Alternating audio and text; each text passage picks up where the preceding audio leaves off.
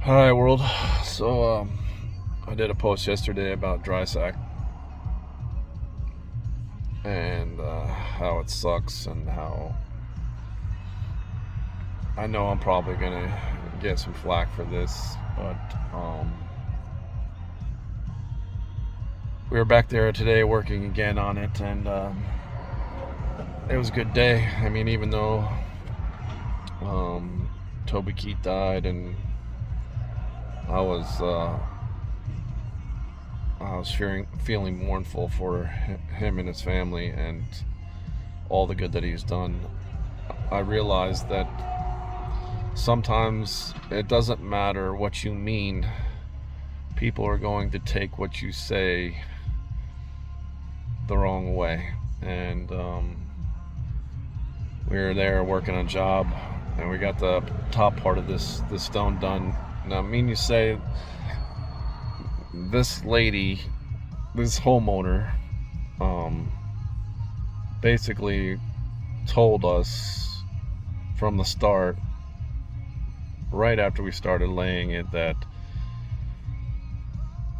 she wanted more white in the stone that is majorly like a grayish white, kind of like a blend. And if you watch the other video, you notice. And the corners, and I don't know why they do this, the corners are whiter than the field, the flat stone. And because she wanted it whiter, we just laid it. Now, in the corners, there's less darker stuff than there is whiter stuff. So automatically we're like, okay, this is going to be difficult now, because first of all, but we didn't think anything about the corners. We just thought about the field and making sure that we could pick out as much white. Now, don't have the greatest vision when it comes to colors, I would say, but a lot of times with stone like that is when you see it in a warehouse or something that you buy it from, they cherry pick all the best stuff to make it look as good as it possibly can, and so be it. That's the way it should be. But the gist of the color is the same, and when we lay it, a lot of the times, and it's not even some of the times, the first thing everybody sees when it comes out of the box is, oh, I don't like that color, or it didn't look that way in the thing. Well, for one, the lighting, the other stuff that's in it, because normally when you go into a stone or a tile place, it's just a bunch of stuff on a wall in a small mount, and even though it might be similar to the color you want, it's not the color you want, because technically it's stone. It's fake stone that's supposed to look real. And I always try to lay it like that. The problem with that is when people see it, they want it to be something that it isn't. And I get it. A lot of the times you want to do your best product, but here's the thing: when you're already not making a lot of money, and then on top of that you're the installer that is making less money than the guy that actually owns the company.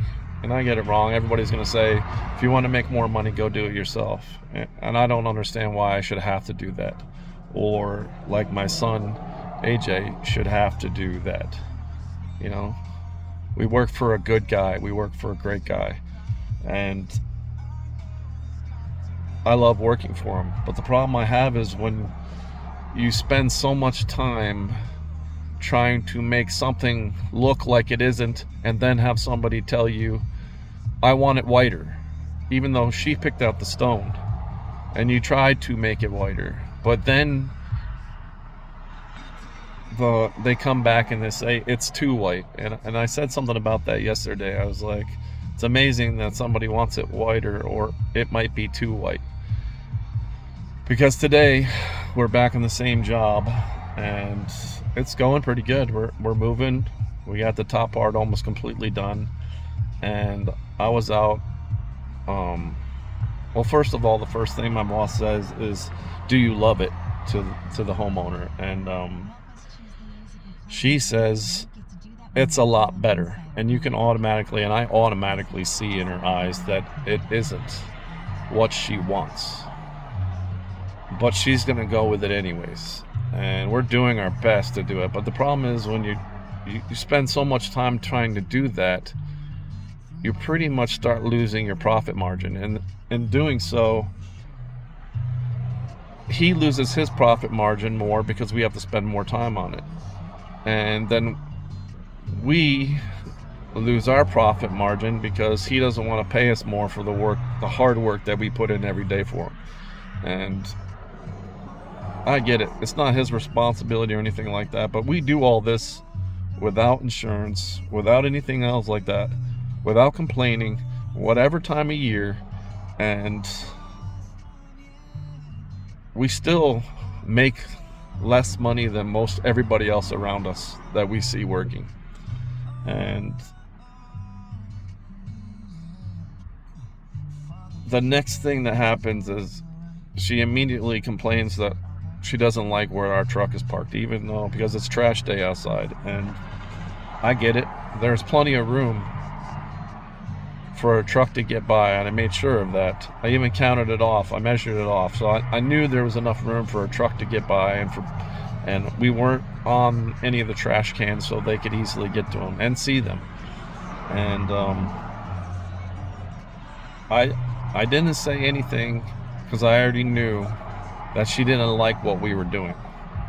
Not by any means that we could control it. We didn't make the color on the stone. I go out and move the truck. Now, I don't know what exactly was said, but I know my son AJ, and one of his awesome characteristics is he just speaks from his heart and his mind. There's no filter normally. And he's gotten better at it, but also one of the worst things sometimes is he speaks from his mind. And he comes from a place where that's all they want to hear. He comes from a Catholic upbringing, and they just say it how it is. And next thing I know, after I'm parking the truck, I got a little bit to eat. I sent a text message back to my brother-in-law. My boss comes up to me and he instantly drops his head. And I know something's wrong. But I'm thinking it's just she's not happy with it, and we're going to end up having to rip it out again. At a cost to us, not a cost to them. But he says, I'm going to have to ask you to take AJ home. And in doing so, because we only have the one vehicle together, and we share his vehicle to get to and from work, I know that I'm going with him. Now, and he doesn't want to send us home. He just knows this lady is angry because my son had said to her, what he says he said to her is, I hope you're having a better day today. And that's not what my boss said that he said, and that's not what he said that she heard. And maybe that's not what he said, and maybe that's not what they heard, and that's what he said. And I don't know. I wasn't there. And I'm not going to call him a liar, and I'm not going to call my boss a liar. But at the same point, he also said, if you want to hit him, go ahead. And I don't care who you are, and it's playful. And it is playful, and I understand it's playful. And if my boss says this, I know it's playful. But guess what? No one's going to put a hand on anybody around me, first of all. Because that's just straight up bullying. Second of all, is you don't allow somebody to have the power of that. Because my son did nothing wrong. You may have taken it offensive, but he didn't mean it offensive. Because literally we are trying everything in our power to make this homeowner happy. Because we know that the builder that originally had the contract is doing the restoration on the house is an awesome dude, and he does great work, and we're trying to do great work that match his great work, and he always is happy with it. And from what I understand, he's never told me he wasn't happy with it. And the only time that we ever have to go back and do something is because somebody doesn't like a color or something for the stone they picked out. And normally, I would get angry if somebody had said something like that to me. Not that I would have said anything to her, because I already know that it doesn't matter what we do, it isn't going to be right in her eyes. And maybe it never will be. But now we went home, and now you could take it and get angry and all that stuff like that, because we already don't make a lot of money, and we aren't going to make any money on something that we know that our boss is just going to be complaining about because it took too long, and his profit margin went down too, and he had to pay for the gas and the insurance to run the company and all. I get that, but the only one that gets hurt on all of this is us. And then I'm told that I have to go home. Okay, I'll go home. You know what? I'll do other things. I haven't worked in months anyways because of the wintertime, but I also don't take unemployment. And yeah, I'm a special person. I have a retirement, but the only thing that retirement allows me to do is know that I always at least will be able to pay my rent, so I'll have a roof over my head. The rest of the stuff is on me and on my family. And AJ lives with me because he can't afford even an apartment with his young son, who we had to fight for anyways. Regardless, what I'm saying is I'm upset, but at the same time, I'm not. Because, you know, it allows me to do other things that I wanted to do in my time, like spend more time with my kid and all that other stuff. But guess what? Don't ever think that you think it's all right to lay your hand on somebody, especially my kid, because I don't even do that unless it's absolutely necessary. Do you understand what I'm saying? World, do you understand what I'm saying? Just because I'm nice and quiet does not mean I'm weak, and does not mean that I'm going to allow you to bully me because you are having a bad day. So it's really hard for me to be who I am, to try to understand and try to love people and try to follow in Jesus' footsteps, knowing that I never will be, and knowing that I wasn't brought up with a father and this nice fancy house and a car and all that stuff, knowing that I struggled in the military, and by struggling, everything in the military came very easy to me.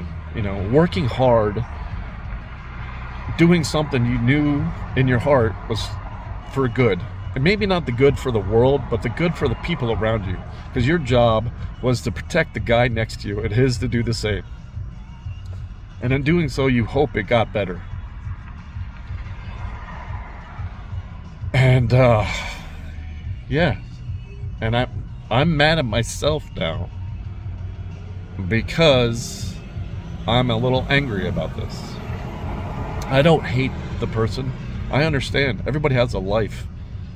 But I'm telling you right now, my boss, this homeowner, everybody else, I don't know the life you live, but don't assume that anybody disrespected you, because you have no idea the life that we have lived. No matter how much I talk or any of that, you don't. So, yeah, I'm here talking now. And I wish I could have shown you the finished product, because it was going to look awesome. And guess what? Probably wouldn't have, but I don't know that for sure. She probably wouldn't have liked it anyways, because it's not what she really wanted. But how is that my fault at all? Either way. How come I'm still making barely enough to get by at a job that I know I do very well? And my son does it very well too, because I taught him. You're damned if you do, and you're damned if you don't. But don't ever think that it's all right to lay a hand on anybody in my family. You can hate me all you want. And you know what? I will surely die for your right to hate me and hate my God. But I'm not going to let you tread over me. I'm not going to let you run over me. In no way, shape, or form. And I don't care if you're Christian, Catholic, Muslim, non-believer, anything. I'm not going to allow you to tell me something's wrong when I know it in my heart isn't. So that's my spiel for the day. And I'm not sorry for being me, nor will I ever be. So take it what you will. Understand that your life isn't so bad when you look at it in context to somebody else's. And maybe just have a little bit of understanding and smile a little bit when somebody's saying, I hope you have a better day. Or maybe you're not so grumpy today, if that's what he truly did say. May God bless us all. One love, one race, under him. And for all you racists out there that I get a lot of hate from, that's the human race.